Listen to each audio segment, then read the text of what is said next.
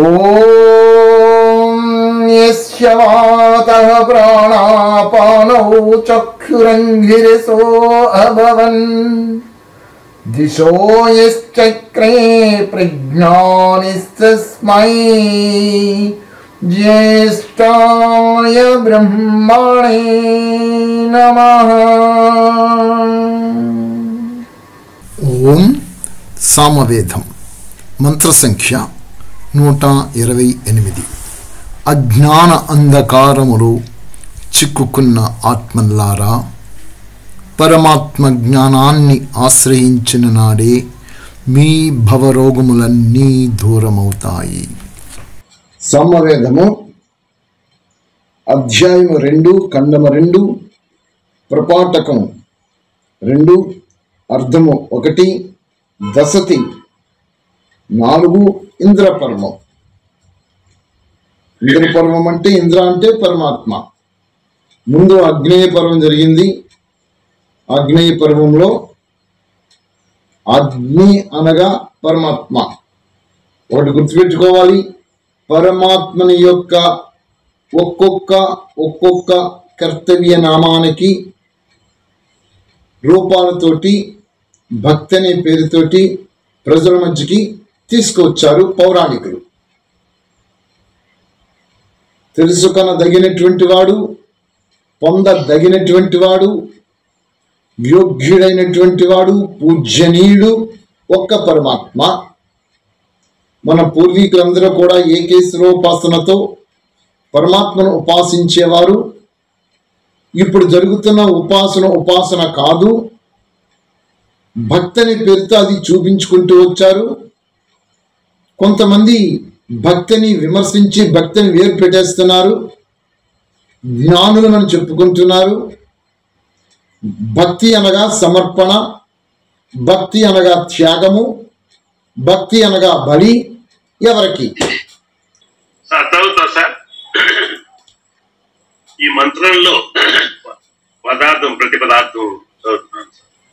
ఇంద్ర పరమ వీరులకు ఓ పరమాత్మ మరియు రాజా, ఆదిశ ఏ దిశ నుండి అయినను సూర అవకాశమును చూచుకొని తెలియకుండా వచ్చి ఆక్రమణ మనర్చునట్టి కామ క్రోధములు మున్నగు రాక్షస గుణము మరియు చోరులు మున్నగు సమూహము అప్తుషు తెలియకుండా అజ్ఞాన రాత్రులలో లేక చీకటి రాత్రులలో మమ్ము మా అభియమత్త వచ్చి ఆక్రమణ మనర్చుకుండుగాక. ఒకవేళ ఆక్రమణ నచ్చినచో వా నీవు యుజ సహాయకుల ద్వారా మేము తత్ అట్టి కామక్రోధము మున్నగు రాక్షసుల మూకలను లేక చోరులు మున్నగు వారిని వనేమ నష్టమనొచ్చుటలో సమూలముగా నిర్మూలమనొచ్చుటలో సమర్థవంతులముగుదముగాక. భావార్థం దగ్గరికి వస్తే, ఈ ప్రపంచములో అజ్ఞానాంధకారములో లేక కారు చీకటి రాత్రిలో పడి ఉన్న మా న్యూనత్వమును కామక్రోధాదులు లేక చోరులు, దోపుడుదారులు ఆక్రమణ మొనర్చి మమ్ము నష్టమనర్చదలచినచో అట్టి వారిని పరమేశ్వరుడు మరియు రాజు సహాయముచే మేము దుమ్ములో కలిపివేయదము. ఇక్కడ పరమాత్మని చేద్దాం సార్. నా ప్రియ ఆత్మ బంధువులు, ఇంద్ర మనం అనుకునేటటువంటి విధముగా ఇంద్రలోకం ఒకటి ఉన్నది. అష్టదిక్పాలకులు అక్కడ ఉంటారు. ఇంద్రుడు అక్కడ పరిపాలిస్తాడు. అక్కడ దేవవేశ్యులు ఉంటారు. అక్కడ ఆ విధంగా పరిపాలన వ్యవస్థ ఒకటి ఉన్నది అని పురాణాలలో మీకు కథల రూపంలో కనబడతాయి.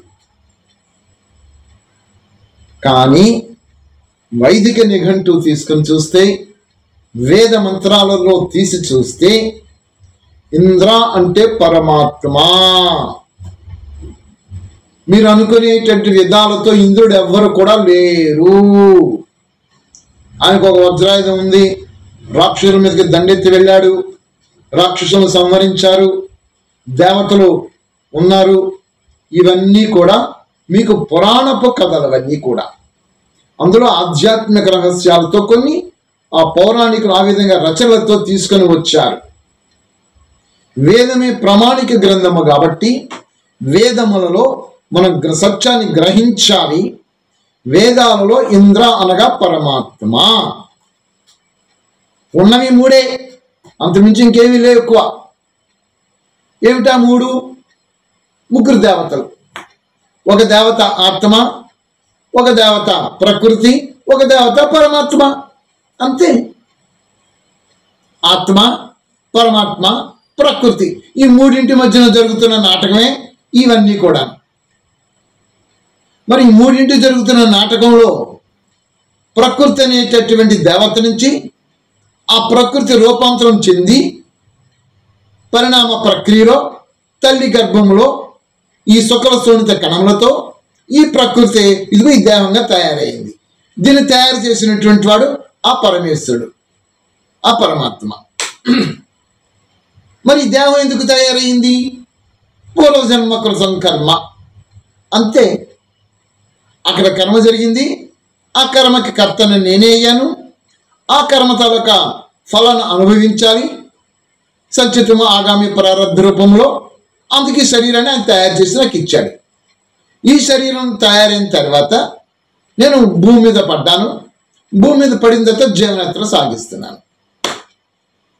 ఇలాంటి జన్మలు అబ్బో ఎన్నో జరిగిపోతూనే వచ్చాయి. మరి ఈ జన్మ నేను ఈ శరీరం తీసుకున్న తర్వాత నాకు ఒక లక్ష్యము, ఒక నిర్దిష్ట ప్రమాణములతో నేను జీవనయాత్ర సాగించాలి. నేను ఒక నిర్దిష్టమైన ప్రమాణములతో జీవనయాత్ర సాగించాలి అనేటట్లయితే ఈ ప్రమాణములు ఏమిటో నాకు తెలియాలి కదా. ఆ తెలియడానికి ఆ పరమేశ్వరుడు, ఒరే అబ్బాయి, నువ్వు భూమి మీద జన్మించావు కదా, నీ జీవన విధానం ఆనందదాయకంగా ధర్మబద్ధంగా సాగిపోవాలరా, అందుకు నీకు నేను ఇంకో జ్ఞానం ఒకటి ఇస్తున్నాను. ఆ జ్ఞానం నేర్చుకొని ఆ జ్ఞాన ప్రమాణంతో నువ్వు జీవనయాత్ర సాగించి మళ్ళీ నా దగ్గరికి వచ్చేరా అబ్బాయి. అప్పుడు నీకు ఇలాంటి ఇంకే విధమైన బాధ లేకుండా ఆనందంగా నాతో ఉంది కదా అని అన్నాడు ఆయన. మరి భూమి మీదకి వచ్చిన తర్వాత నాకు జ్ఞానం ఇవ్వాలి కదా. ఆయన ఇచ్చిన జ్ఞానం ఏమిటి? వేదం ఒకటే ఇచ్చాడు. వేదమే సంపూర్ణ జ్ఞానం, పూర్ణ జ్ఞాన గని, సమస్త విద్యల గని. అలాంటి వేదమే చెప్తున్నాము, వేద జ్ఞానమే చెప్తున్నాము అనేటటువంటి ఈ సిద్ధాంతాలు కొన్ని బయటకు వచ్చాయి కొన్ని సంస్థల పేర్లతోటి. అక్కడ సంస్థ స్థాపకులు అనేక విధానాలతోటి, ఆచారాలు, సాంప్రదాయాలు, అబ్బో రకరకాల విశ్వాసాలతోటి వాళ్ళ ఫాలోవర్స్ నెత్తి మీద పెట్టేసేసారు. ఈ ఫాలోవర్స్ అందరూ కూడా ఈ ఆచారాలు, ఈ సాంప్రదాయాలు ఇవన్నీ చేస్తేనే మేము ఎక్కడికి, అబ్బే పరమాత్మ దగ్గరికి వెళ్తామన్నారు, స్వర్గానికి వెళ్తానంటారు కొంతమంది, వైకుంఠానికి వెళ్ళిపోతారంట కొంతమంది, దేవపురానికి వెళ్ళిపోతారంట కొంతమంది, మధ్యాకాశానికి వెళ్ళిపోతామని చెప్పేసి ఇంకొంతమంది. రకరకాల సిద్ధాంతాలు. ఈ సిద్ధాంతాలన్నీ వేదాలలో ఉన్నాయి? ఎక్కడైనాను లేవు. ఉన్నది ఒకటే సిద్ధాంతం, అదే మోక్ష ప్రాప్తి సిద్ధాంతము. దానికి కావలసిన జ్ఞానము వేదము. మరి ఇలాంటి వేదాలలో చెప్పినవి ప్రమాణంగా తీసుకుంటే శరీరం ధరించిన తర్వాత నేను ఇక్కడ ఏ మంత్రం చెప్తుంది? ఓ ఇంద్రా. ఎవరు ఇంద్రుడు? పరమేశ్వరుడు, పరమాత్మ. ఇంద్ర అంటే అర్థం ఏమొస్తుంది తెలుసునండి? ఒకటి పరమాత్మ, రెండవది రాజు, మూడవది విద్యుత్తు, నాలుగవది ఐశ్వర్యము, ఐదవది ఈ ఇంద్రియాలు ఉన్నాయి కదా మనకి, ఈ పంచజ్ఞాన ఇంద్రియాలు, కర్మేంద్రియాలు ఉన్నాయి కదా, వీటికి అధిపతి ఆత్మ. ఇన్ని అర్థాలు వచ్చాయి. ఆ సందర్భంలో బట్టి మనం ఆ విధంగా తీసుకుంటూ ఉంటాం. అయితే ఇక్కడ ఇంద్ర, ఓ పరమేశ్వర, ఎవరు చెప్తున్నారు? ఈ మంత్రం వేదం చెప్తుంది. ఎవరు చెప్తుంది? జీవుడికి చెప్తుంది. జీవుడి విధానం గురించి, పరమేశ్వరుడు ఇక్కడ అర్థించడం గురించి ఇక్కడ మళ్ళీ బోధిస్తున్నది ఈ మంత్రం మనల్ని. ఓ ఇంద్ర, ఓ పరమేశ్వర మరియు రాజా. ఇప్పుడు గమ్మత్తు ఏమిటంటేనండి, అనేక రకాల సంస్కారాలు మనలో ఇమిడిపోయి ఉన్నవి. ఇందులోనూ పంచక్లేశముతో కొన్ని ఉన్నవి, ప్రకృతి యొక్క ధర్మములతో కూడినటువంటి సత్వరజస్తమ గుణములు కొన్ని ఉన్నవి. ఈ ప్రకృతి గుణాలైనటువంటివి సత్వగుణం రజోగుణం పక్కన పెడతాం. ఇకపోతే తమో గుణం ఉంది. తమో గుణాన్ని విశ్లేషిస్తే అరిషడ్వర్గ గుణాలు, అంతకుమించి ఇంకేమీ కూడా కాదు. ఈ అరిషడ్వర్గ గుణాలు ఏమిటి? కామ, క్రోధ, లోభ, మోహ, మాన, అహంకారం. ఇవి ఈ గుణాలు ఎక్కడున్నవి అంటే ప్రకృతిలో ఉన్నవి. ఈ ప్రకృతి ఎక్కడుంది? ఇదిగో దేహమే. ఈ దేహమే ప్రకృతి. ఇలాంటి ప్రకృతిలో ఉండినటువంటి దేహములో ఎవరున్నారు? ఆత్మ ఉంది, పరమాత్మ ఉంది. ఇంద్రుడు ఉన్నాడు, ఈ ఇంద్రుడు, ఇద్దరు ఇంద్రుడు ఉన్నారు. ఇప్పుడు మనలో ఒకడు ఆత్మ ఇంద్రుడు అంటే మనము, రెండవ ఆత్మ ఇంద్రుడు అంటే పరమాత్మ. అంటే పరమాత్మ ఆత్మ ఇద్దరు ఇక్కడే ఉన్నారు. ఈ ఇద్దరు ఇక్కడే ఉండినటువంటి ఈ ఆత్మ పరమేశ్వరుని వేడుకుంటుంది ఈ విధంగా. అయితే ఇక్కడ గమనించాల్సింది ఏమిటంటే, ఈ అరిషడ్వర్గ గుణాలు ఉన్నవి కదా, కామ, క్రోధ, లోభ, మోహ, అహంకారాలు, ఈ ధర్మము ఏవైతే ప్రకృతి ధర్మము, ఈ బ్రెయిన్లోను మనకి గమనించండి, బ్రెయిన్లోని సెరిబ్రల్ ఫ్లూయిడ్స్ అంటారు. ఆ లోపల న్యూరాన్స్ ఉంటాయి. ఈ న్యూరాన్స్ అనేటటువంటి ఆలోచన విధాన సరళిని అద్భుతంగా రచన చేస్తారు, పంపిస్తుంది అది ఆత్మ దాని ద్వారా. అయితే ఎవరైతే అష్టాంగ యోగాంగ సాధన చేస్తారో, అష్టాంగ యోగాంగ సాధనలో ప్రాణాయామం ఒకటి ఉంది. ప్రాణాయామములను స్తంభవృత్తి, బాహ్య స్తంభవృత్తి, అంతఃస్తంభవృత్తి, బాహ్యాభ్యంతర స్తంభవృత్తి, ఈ విధములుగా 4 విధముల ప్రాణాయామములలో ప్రాణ సాధన చేస్తే ఈ ప్రాణశక్తి ఏం జరుగుతుందంట? మనకి 3 నాడులు ఉన్నవి కదా స్పైనల్ కార్డులోను, ఎడా, పింగళ, సుషుమ. ఈ సుషుమ నాడి గుండా ప్రాణశక్తి ప్రసరించి ఒక్కొక్క తత్వాన్ని ఛేదించుకొని మెల్లగా ఆ యొక్క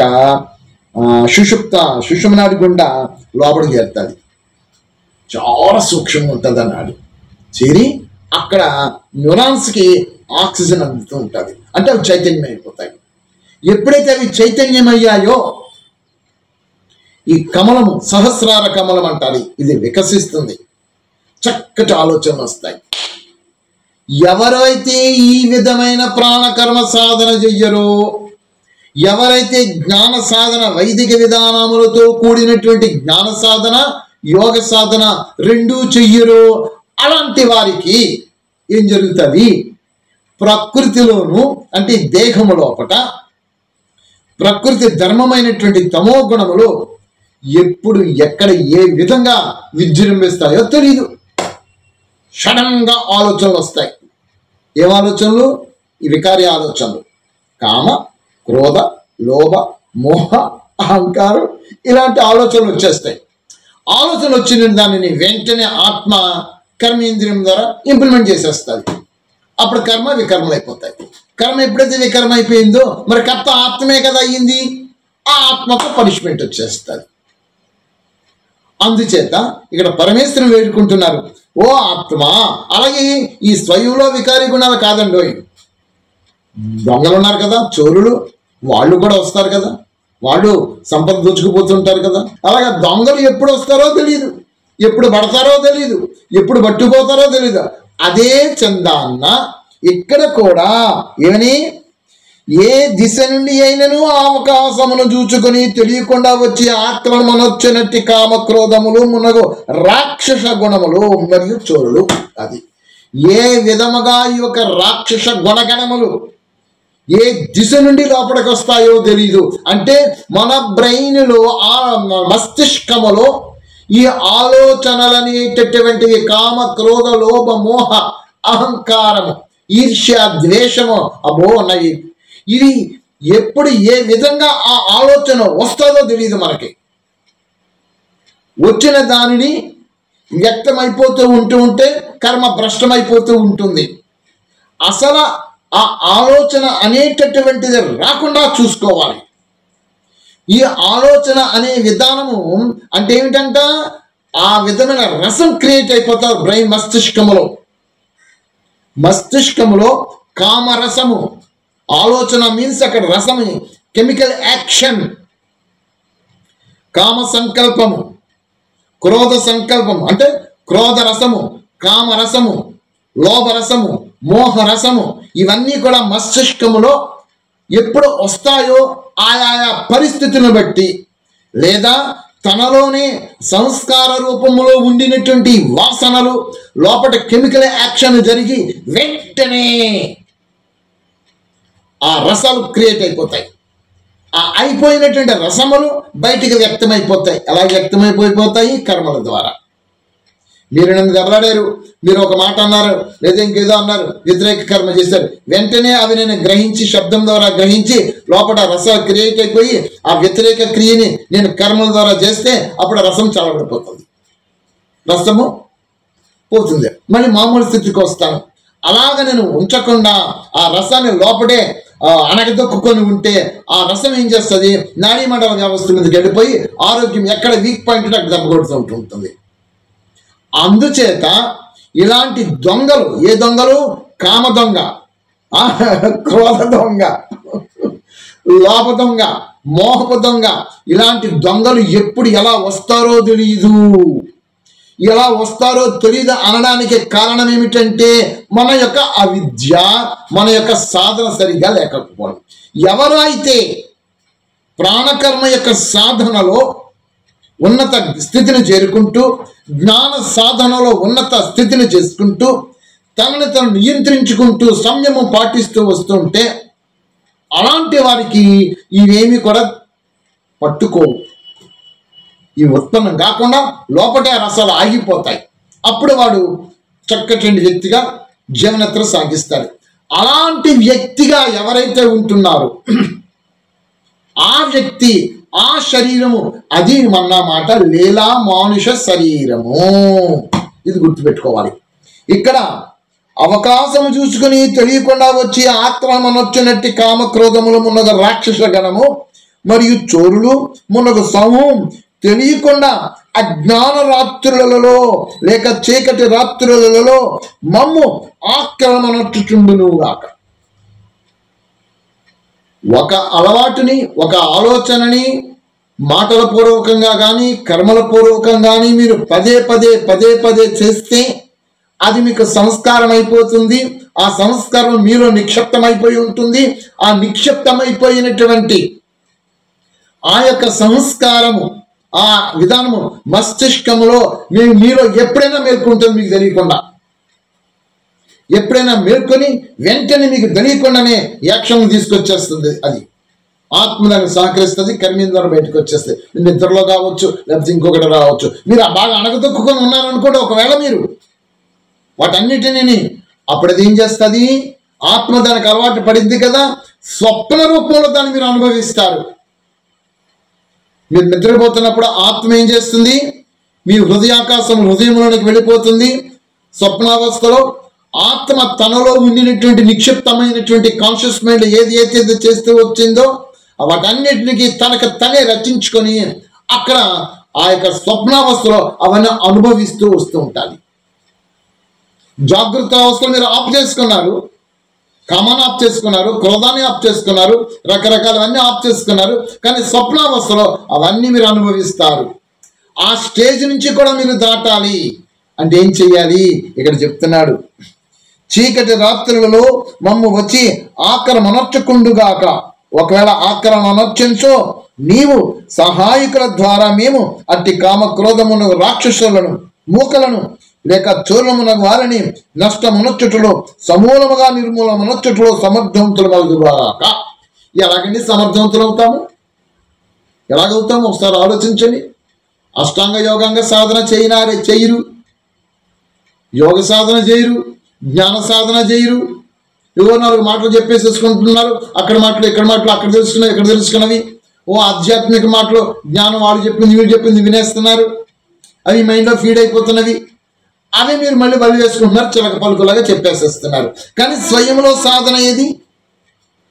స్వయంలో మీ అన్వేషణ ఏది? మీ సత్యాన్వేషణ ఏది? స్వయంలో వీరు ఎంతవరకు చెప్తున్నారు, ఇది ఎంతవరకు సత్యము అని స్వయంలో మిమ్మల్ని మీరు పరిశీలించుకొని, ఆ పరిశీలించిన దాని మీదట, ఆ సత్యాన్వేషణ మీకు సత్యం బోధించిన మీదట దాన్ని అంగీకరించి దాన్ని విడిచిపెట్టి సత్య మార్గంలో మీరు ఎంతవరకు నడుస్తున్నారు? ఇలాగ తనని తను పరిశీలించుకుంటే అప్పుడు ఏం కనబడుతుంది అంటే స్వయంలో అష్టాంగ యోగాంగ సాధన కనబడుతుంది. ఈ సాధన చేయటం అనే నష్టం అనర్చుకోవడము. ఏమిటి నష్టం అనర్చుకోవడము? తనలో ఉండినటువంటి రాక్షస గణమైనటువంటి కామ క్రోధ లోభ మోహ అహంకారములు, వీటిని నష్టం అనర్చుకోవడం అనగా తన అష్టాంగ యోగాంగ సాధనలో తను ఉపాసన చేయడమే వీటిని నష్టం అనర్చుకోవడం. ఆ ఉపాసన చేయడమే పరమాత్మకు ఉపాసన అయిపోతుంది. ఒక ప్రక్క నుంచి ఇంకొక ప్రక్క నుంచి తన ఉన్నతి తనే చేసుకోవడం జరుగుతూ వస్తుంటుంది. దేనికోసము అంటే మళ్ళా మోక్షమే, అక్కడికే, అదే ఇంకా లాస్ట్ ఫైనల్ అల్టిమేట్ గోల్ ఇంకేమీ లేదు కాబట్టి. అది ఇక్కడ భావార్థం చేసి చూస్తే చక్కగా వివరించుకుంటూ వస్తున్నారు. ఈ ప్రపంచములో అజ్ఞానాంధకారములో లేక కారు చీకటి రాత్రిలో పడి ఉన్న మా న్యూనత్వమును, అబ్బా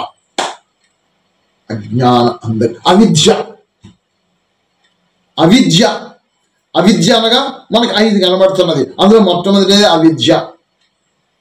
ఈ అవిద్యలో రెండవది అస్మిత, మూడవది రాగము, నాలుగవది ద్వేషము, ఐదవది అభినివేశము.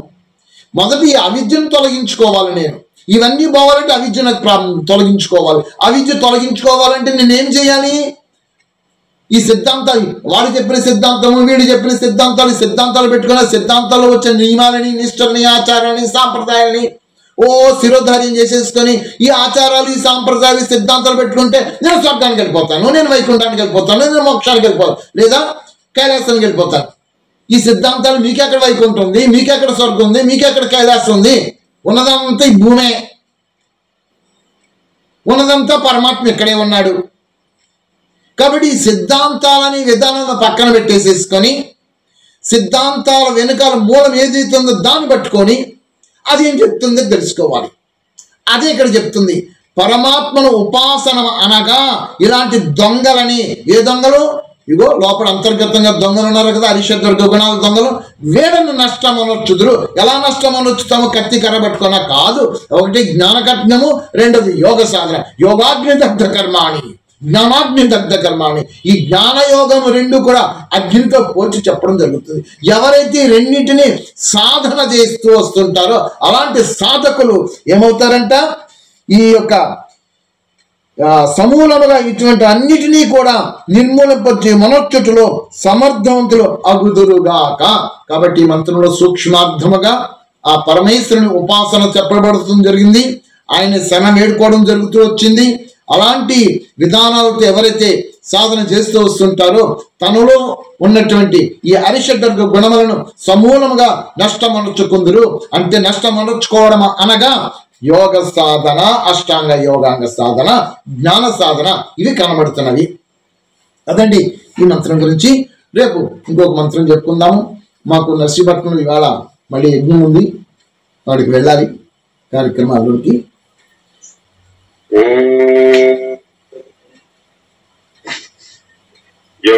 శాంతి. ఓం అంతరిక్షగం శాంతి. ఓం పృథివీ శాంతి. ఓం ఆపః శాంతి. ఓం ఓషధయః శాంతి. ఓం వనస్పతయః శాంతి. ఓం విశ్వే దేవాః శాంతి. ఓం బ్రహ్మ శాంతి. ఓం సర్వగం శాంతి. ఓం శాంతిరేవ శాంతి. ఓం సామా శాంతిరేధి. ఓం శాంతి శాంతి శాంతి.